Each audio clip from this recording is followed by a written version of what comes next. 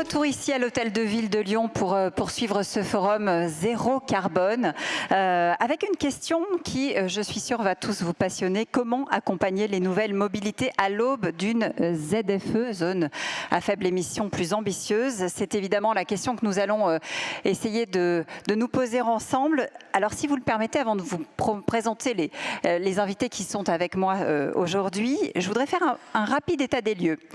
Il y a, je crois, aujourd'hui 11 métropoles qui ont mis en place ou commencé à mettre en place, en tout cas, cette ZFE et évidemment, celle de Lyon en fait partie. Cette instauration concerne en fait les métropoles de plus de 150 000 habitants et elles ont, en théorie, jusqu'en 2024 pour s'y soumettre. Mais force est de constater que nous sommes en retard puisque ces outils qui ont été imaginés pour aider les collectivités à réduire leurs émissions ont déjà été adoptés ailleurs en Europe par plus de 250 villes. En quelque sorte, il va falloir passer la première ou la seconde, je ne sais pas, en tout cas accélérer. Alors nous allons en débattre. Comment accélérer justement? Bonjour Bruno Bernard. Bonjour. Merci d'être avec nous. Vous êtes président de la métropole de Lyon et président de Citral Mobilité. Stéphanie Vincent est également avec nous. Bonjour Stéphanie. Bonjour. Chercheuse au CNRS, docteur en sociologie, maîtresse de conférences en aménagement et en urbanisme à l'Institut d'urbanisme de Lyon.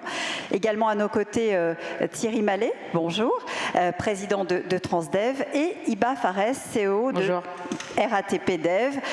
Merci à tous les quatre d'être avec nous pour ouvrir ce débat sur les ZFE, les zones à faible émission. Première question peut-être tout simplement pour vous, Bruno Bernard, parce que les mobilités, je crois que c'est un chantier prioritaire pour la métropole de Lyon. C'est 2,5 milliards, hein, je crois, sur la totalité du mandat pour les transports. Quelque chose comme 104 millions d'euros de dépenses cette année, en 2023. C'est, on peut le dire comme ça, une des enveloppes les plus conséquentes en fait, hein, que vous mettez à disposition de la population.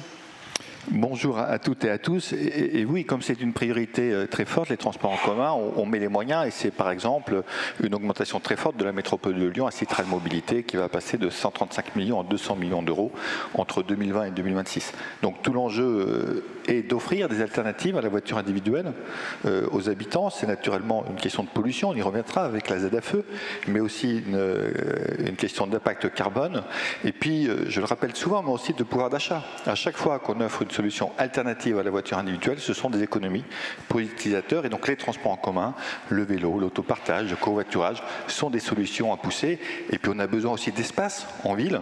Et l'espace, si on ne le prend pas un peu sur la voiture pour faire de la place pour les piétons, pour la végétalisation ou pour de l'apaisement, on n'a pas de solution. Oui, on est dans du partage d'espace public hein, à chaque fois. Comment est-ce qu'on fait justement pour redessiner, pour que cette ZFE qu'on vient ajouter finalement au dispositif existant, elle soit efficace et surtout peut-être acceptée finalement par le plus grand nombre? Il faut, et vous l'avez dit, construire des alternatives qui vont permettre aux usagers tout simplement de laisser la fameuse voiture au garage. C'est ça si on schématise l'ambition. C'est même de supprimer des voitures. Quand un foyer a 2 voitures, c'est essayer de supprimer la deuxième voiture en lui offrant des alternatives, y compris d'ailleurs d'autopartage quand on a besoin, parfois de cette deuxième voiture. Donc c'est un ensemble de solutions. Il faut bien voir que la ZFE est un outil. La ZFE en soi n'est pas un objectif. L'objectif, c'est de ne pas avoir de pollution. Et donc c'est un outil pour arriver à l'objectif voulu, sortir des pollutions dans nos agglomérations.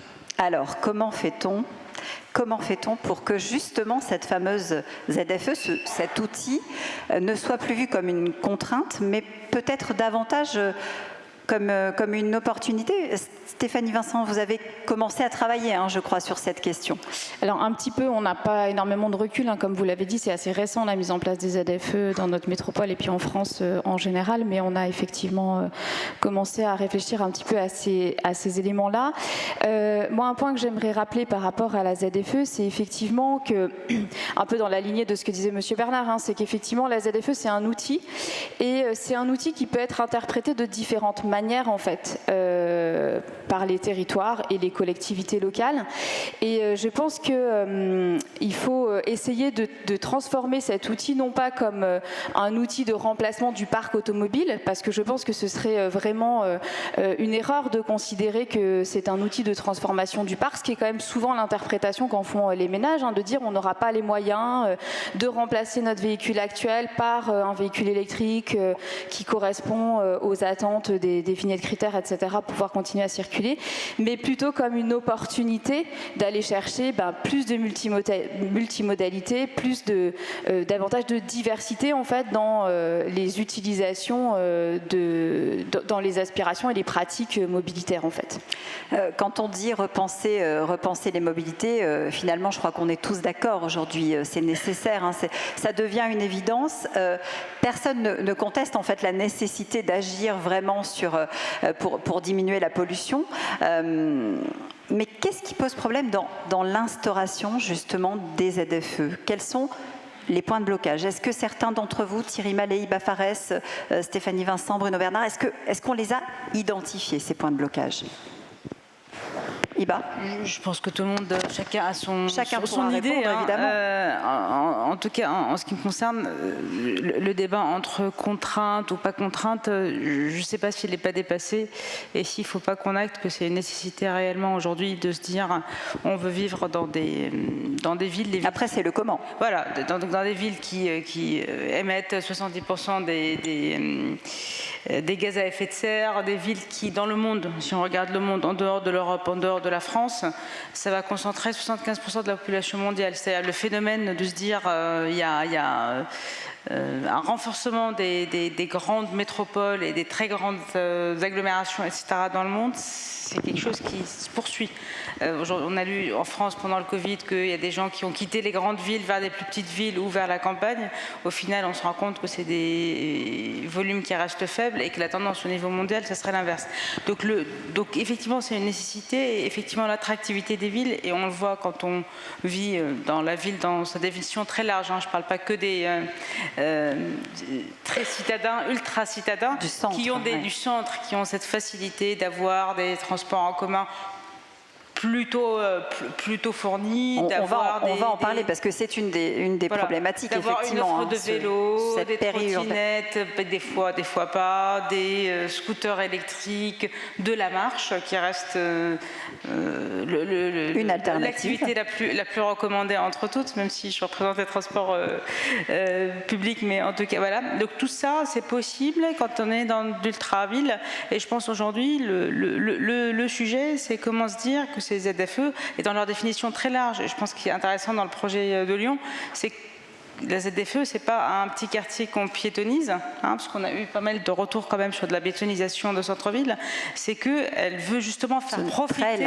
assez largement la métropole de ce concept. Et donc comment assurer une offre, on va dire, de mobilité qui soit pertinente, c'est-à-dire à la fois existante et fortement existante, qui réponde aux besoins, une vraie offre, un choc de l'offre de mobilité, un pricing, c'est-à-dire qu'il faut que les gens trouvent qu'au final, en fin de journée, ou en fin de mois, le coût dépensé est inférieur au coût total de la voiture. Et puis troisième élément, c'est la facilité. Et pour moi, c'est la facilité qu'on néglige souvent. Ouais, ces éléments, ils sont essentiels si on veut finalement, Thierry Mallet, faire accepter au plus grand nombre, comme je le disais tout à l'heure, cette ZFE.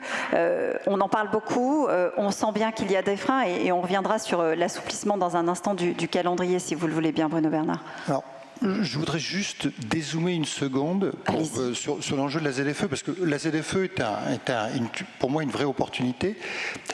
Quand on parle de la voiture en France, il faut être conscient que dans la mobilité du quotidien, la voiture, c'est 83% des kilomètres, avec les transports partagés, les transports en commun, c'est à peine 11%. Le vélo... Donc aujourd'hui, la réalité, c'est qu'on a construit une France pour la voiture. Et l'enjeu, c'est d'inverser. On va vouloir la changer, c'est pas très simple, parce que l'endroit où les gens habitent, l'endroit où les gens travaillent, ne correspond pas forcément à une existence de transport public en termes de services. Aujourd'hui, la voiture, on l'a dit tout à l'heure, c'est une source très importante d'émissions. 15-16% des émissions françaises, et c'est plutôt en augmentation, et c'est 3 tiers. Hein. Le premier tiers, c'est la longue distance. Le deuxième tiers, ça va être du périurbain, mais uniquement périurbain. Et le dernier tiers, c'est de la périphérie vers le centre ou du centre vers la périphérie. C'est ça dont on parle aujourd'hui. Et aujourd'hui, les gens ne prennent pas les transports publics, et toutes les études le confirment, pour le prix, parce que de fait, le prix est toujours inférieur. Le prix en moyenne du transport public, c'est 7 fois moins cher que la voiture, le coût pour l'utilisateur. La réalité, c'est l'offre. S'il n'y a pas d'offre, on n'abandonne pas sa voiture. Et beaucoup de gens qui prennent leur voiture le prennent puisqu'il n'y a pas d'offre aujourd'hui, ils n'ont pas le choix. Et aujourd'hui, les 2 tiers des voitures qu'on trouve dans les métropoles sont plutôt des voitures qui viennent de l'extérieur. Donc, si on est capable d'amener une offre alternative, c'est l'occasion effectivement d'abandonner sa voiture. Et aujourd'hui, 1 tiers des personnes qui travaillent, alors je n'ai pas les détails pour Lyon, mais 1 tiers des personnes qui travaillent dans les métropoles aujourd'hui n'habitent plus ces métropoles et n'ont pas forcément d'offres puisqu'ils sont à l'extérieur de la métropole. Alors, vous n'avez peut-être pas, mais je sais que Stéphanie a travaillé sur ces questions-là. On a l'argument de la justice sociale qui est très prégnant aussi et qu'il va falloir finalement intégrer dans cette fabrication de la zone à faible émission. Ça, c'est important. Oui, c'est tout à fait important. Et j'allais venir, je souscris complètement à ce qui vient d'être dit sur le fait que la ZFE est une opportunité, mais c'est aussi un vrai risque en fait. C'est un vrai risque social. Et peut-être pour ajouter certains éléments, alors il y a la question de l'offre, mais il y a aussi plein de choses qui tiennent finalement à l'attachement qui a été construit par des années et des années en fait de domination de la voiture parmi tous les autres modes de transport. On voit nous dans nos enquêtes que ce qu'on appelle les processus de démotorisation, donc le fait que les gens se séparent d'un véhicule, parfois même d'un deuxième véhicule au sein du ménage, ce sont des processus qui sont extrêmement compliqués et qui sont compliqués aussi au niveau affectif, parce que c'est une perte ça peut être vécu comme une perte d'indépendance, de liberté, etc.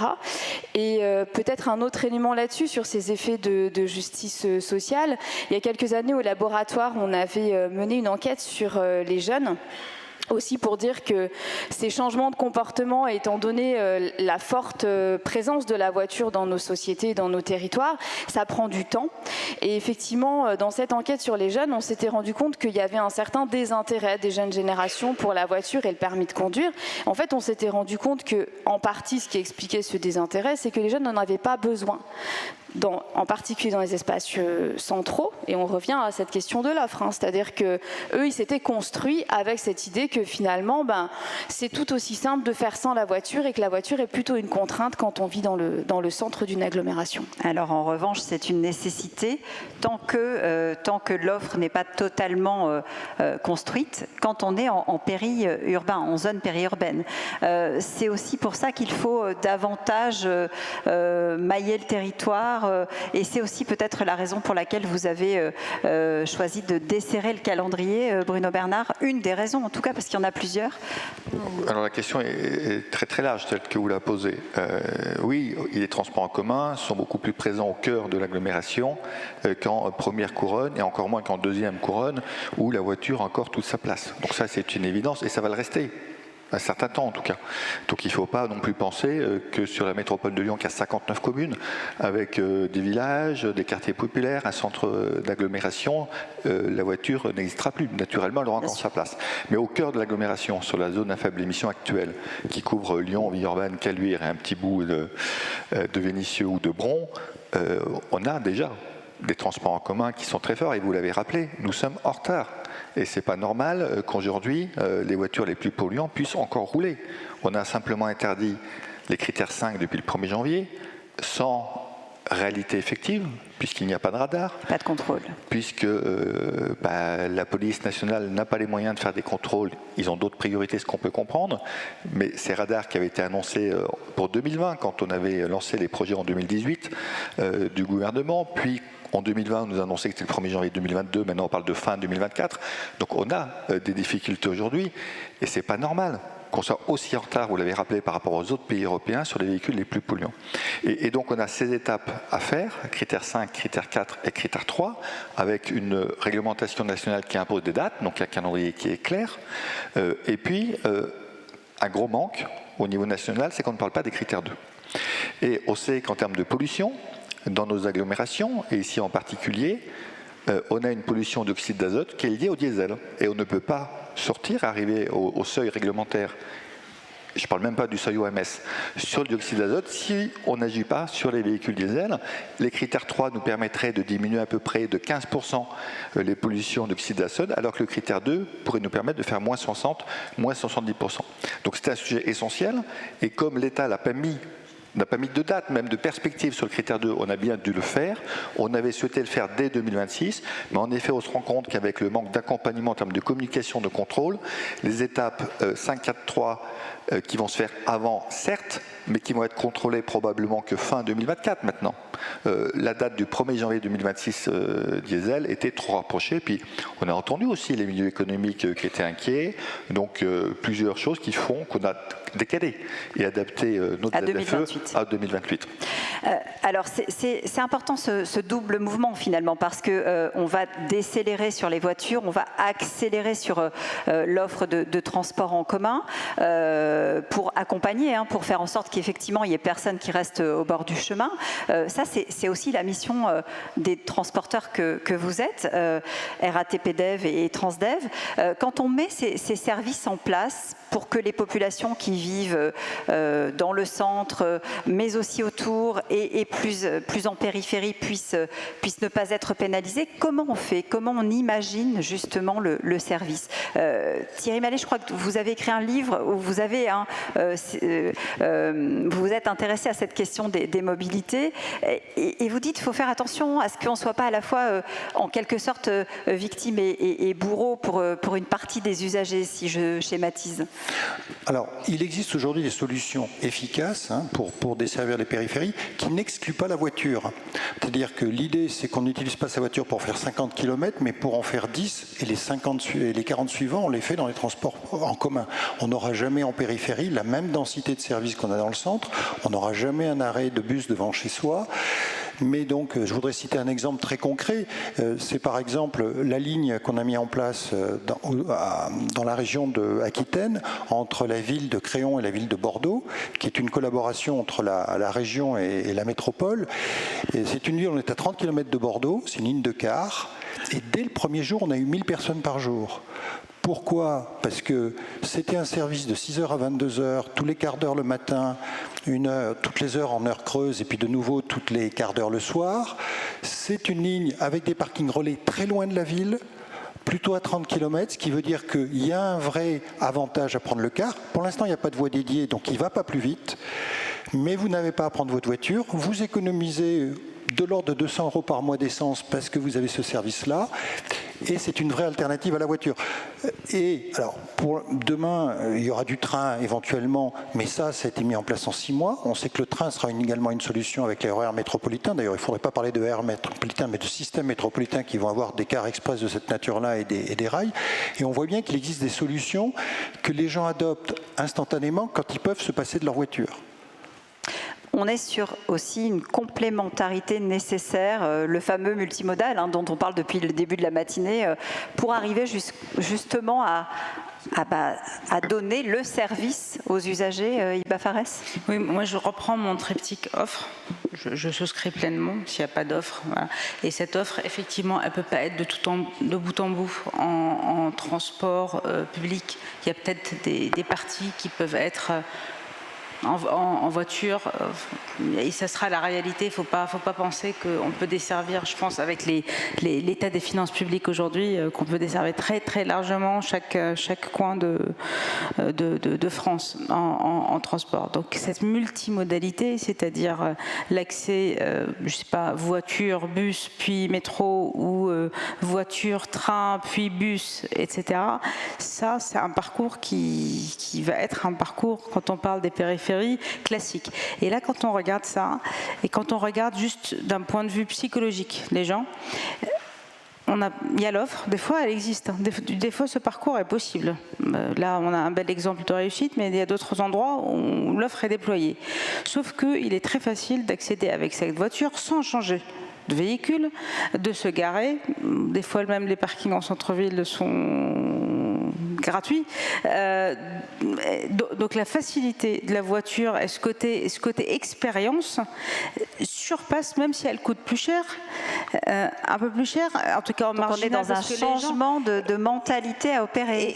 Et pour moi, notre responsabilité, parce que la question c'est quelle est notre responsabilité? Et notre responsabilité, c'est-à-dire les autorités organisatrices de mobilité et les opérateurs, c'est de créer des expériences vraiment fluides. Ça, c'est pas juste l'offre. Hein. Il suffit pas d'avoir une offre et ensuite la personne arrive, parking relais, elle doit marcher 10 minutes pour aller trouver un truc, reprendre un ticket et puis se reprendre un troisième mode. Ça marche pas. Il faut vraiment que le parcours soit pensé. Et là, on a des outils. Aujourd'hui, désormais, enfin, je pense qu'on a toutes les entreprises, on va dire, de transport et de mobilité, on a une série d'outils basés sur la data, basés sur la multimodalité, basés sur le digital.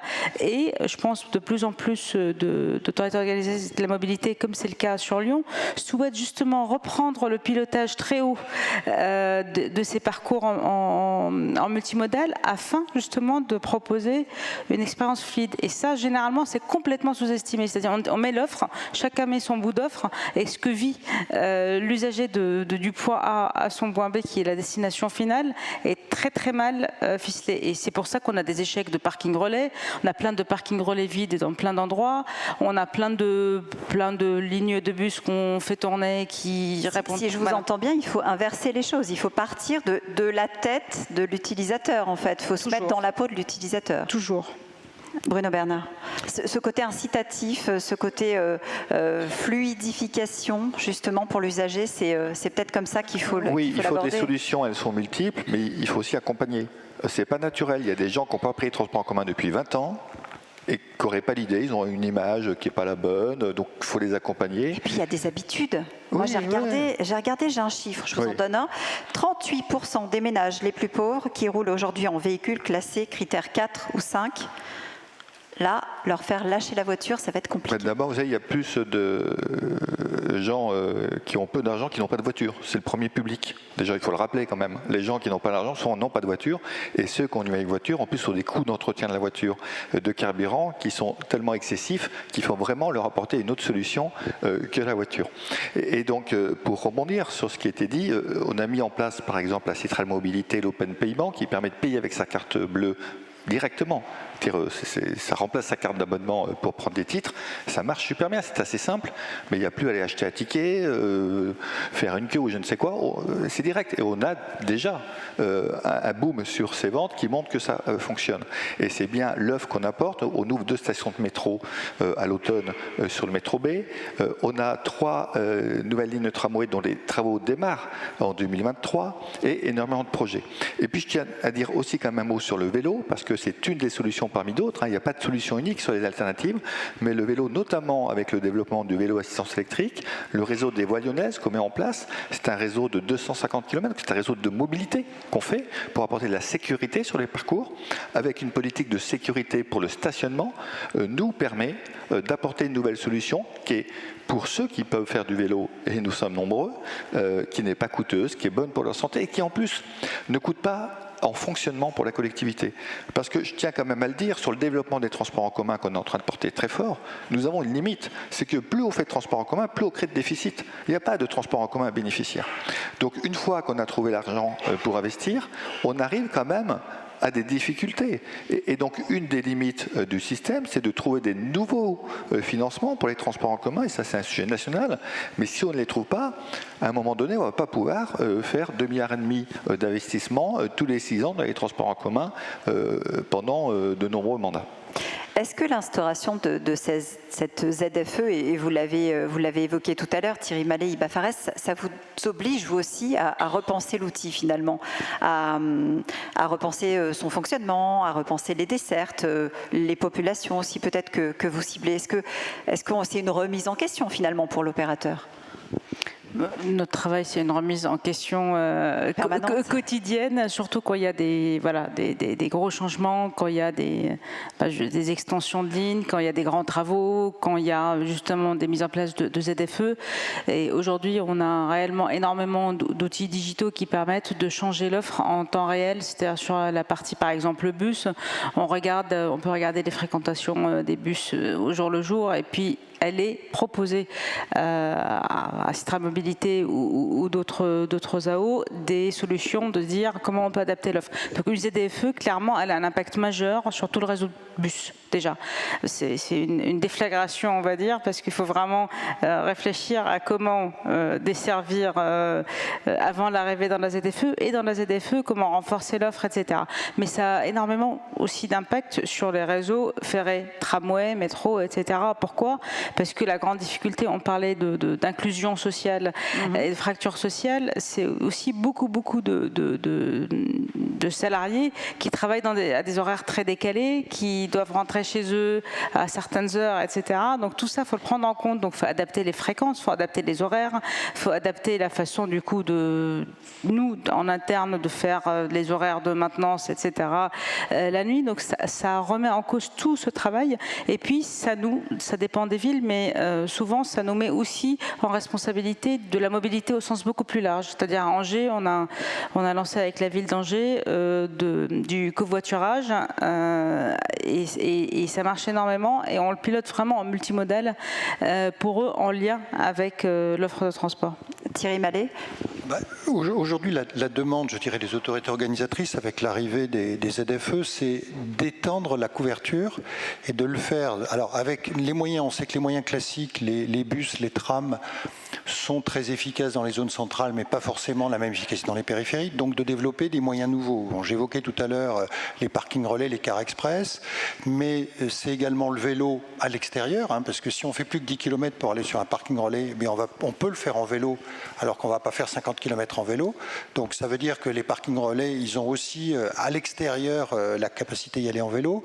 C'est du transport à la demande, du rabattement. C'est effectivement l'inclusion de toutes les offres comme le covoiturage. C'est des systèmes de bus solidaires comme on l'a fait par exemple aux Pays-Bas, pour donner un exemple. C'est la mise à disposition de collectivités locales de moyens de transport partagés qui leur permet effectivement de compléter l'offre de transport public qui sont pris en charge par des volontaires localement qui viennent en plus du système. C'est aller beaucoup plus loin dans la granularité des offres pour aller accompagner chaque territoire et voir quels sont les enjeux. Mais ça nous oblige à beaucoup travailler l'offre. Enfin, le besoin. Aujourd'hui, l'enjeu, c'est de réfléchir à quels sont les besoins des territoires et surtout à se concentrer sur le domicile-travail. Il ne faut pas perdre de vue que l'enjeu numéro 1, c'est le domicile-travail. C'est plus de la moitié des kilomètres parcourus. C'est ça qui va vraiment faire fonctionner le rythme de vie. Et aujourd'hui, pour les Français, c'est plus de 34 kilomètres en moyenne aller-retour. Donc c'est un trajet essentiel et ça oblige aussi, alors à terme, à repenser l'urbanisme. Je pense qu'il y aura un vrai enjeu urbanisme derrière parce que si on peut réduire cette distance-là, on réduira le besoin de mobilité. Je ne crois pas à faire disparaître le besoin de mobilité. La mobilité, on ne se déplace pas pour se déplacer, on se déplace pour aller travailler, pour aller soigner. Donc ça veut dire qu'il faut qu'on accompagne ce mouvement, il faut qu'on trouve des solutions alternatives. Et l'enjeu, c'est de trouver un coût raisonnable. Ça a été évoqué tout à l'heure par le président Bernard. Mais aujourd'hui, l'enjeu, c'est de trouver ça, pas un coût de 35 € par personne par jour. Sinon, ça ne passe pas. Il faut trouver des solutions qui sont à 5-6 € maximum quand on est en périphérie pour que ce soit acceptable pour la collectivité locale. Je ne parle pas de l'utilisateur. Et on voit trop de solutions aujourd'hui trop chères et donc il y a un vrai enjeu de travailler pour trouver des solutions économiquement fiables en périphérie. Et on a parlé évidemment de l'usager, mais on n'a pas parlé, et c'est aussi une partie de la problématique à résoudre, des entreprises, parce qu'elles aussi sont concernées. Là aussi, il va falloir faire des changements pour que les entreprises puissent elles aussi circuler durablement, facilement dans ces zones à faible émission. C'est une deuxième problématique à l'intérieur de cette problématique. Oui, pour les entreprises, en plus de leurs salariés, parce qu'il y a le problème des salariés des entreprises, et puis il y a l'activité de l'entreprise, où nous, on a déjà interdit les critères 5, 4 et 3 depuis plus d'1 an. Alors toujours avec une zone à faible émission qui est peu contrôlée. Et il y aura encore l'étape du critère 2, donc on discute naturellement avec les représentants du monde économique. C'est aussi pour ça qu'on a fait ce décalage, mais c'est aussi pour ça qu'on réfléchit à des dérogations sur l'amortissement pour les véhicules les plus lourds, ceux qui s'amortissent sur des longues durées, parce que l'avantage du parc professionnel, c'est que la plupart des véhicules quand même s'amortissent sur des durées plutôt de 3, 4, 5 ans. Et donc finalement, notamment pour le critère 2 en 2028, les petits véhicules ne sont pas tellement une difficulté. Mais pour certains véhicules, il faut naturellement trouver des solutions. On arrive au terme de ce débat déjà. Oui, je sais, ça passe très très vite. Stéphanie Vincent, je sais qu'on n'a pas de recul pour l'instant, mais quand est-ce que vous pensez qu'on pourra avoir quelques éléments, quelques retours justement pour commencer à mesurer les choses? La question n'est pas simple, j'imagine, mais quand est-ce qu'on pourra commencer à avoir les premiers effets peut-être de cette ZFE? C'est une très bonne question. Je vous remercie de l'avoir posée. On dit ça quand on essaye de gagner du temps, en principe. Oui, c'est ça, c'est ça. Je me dis qu'après, il faut prendre en compte le temps de la recherche, qui n'est pas le même que celui du politique, par exemple, ou du monde entrepreneur. Mais vous voulez dire qu'on est dans le temps long? On est dans le temps long, c'est comme le temps du changement, vous voyez. Donc moi, je dirais que d'ici, peut-être 2-3 ans, on arrivera à avoir un recul scientifique sur la mise en œuvre de cette ZFE et les effets sur le territoire. Le mot de la fin, peut-être pour vous, Bruno Bernard, on se rend bien compte finalement qu'on est sur un sujet qui est à géométrie très variable, qui est très évolutif. On a les outils, il y a une grande part de créativité aussi qui est laissée, d'imagination aux opérateurs, notamment aux différents acteurs qui doivent mettre cette ZFE en musique. La clé, c'est quoi? C'est justement la co-construction. C'est la co-construction, mais c'est aussi la volonté de faire. Parce que si on a autant de retard, c'est qu'on a manqué de courage politique en France pour mettre en place ces ZFE. Donc c'est pas naturellement qu'il faut continuer à échanger, à discuter, à trouver les meilleurs moyens. Maintenant, il faut agir. Et donc agir, c'est communiquer, c'est contrôler, c'est accompagner. Et si la ZFE n'a peut-être pas d'effet dès maintenant, pour revenir à la question précédente, les politiques d'alternatives ont déjà des effets. Entre 2019 et 2022, c'est 10% de voitures en moins sur le cœur de l'agglomération qui sont passées devant nos compteurs. Donc on a déjà des effets, et puis une augmentation du vélo, 30% un an entre janvier 22 et janvier 23, les transports en commun qui ont bien repris. Donc on a déjà des signaux, mais il faut naturellement encore aller plus loin et plus vite. Plus loin et plus vite, c'est ce qu'on va essayer de faire donc pour 2023 et pour les années qui viennent. Merci à tous les quatre d'avoir été avec nous sur cette table ronde.